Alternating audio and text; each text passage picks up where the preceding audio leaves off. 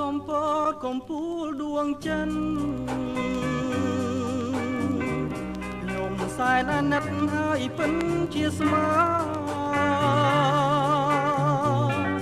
សូភីកំពតស្លូតបូនរះទាំងចំពាំងចិត្តចងបងស្មាគ្មានលហា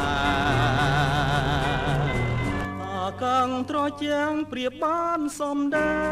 ងអងអែលហរិទេឲ្យកើតក្តីស្នេហ៍សំភកំព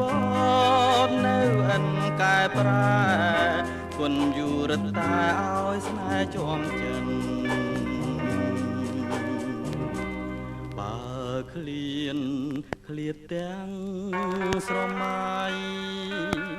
នាំក្តីអាល័យទងភ័យផ្ដេសពេលនេះដែរកំពុងតែនៅឋានសុខគោកនៃប្រជាជនកម្ពុជាបាទព្រោះជារឿងកម្មប្រចាំជីវិត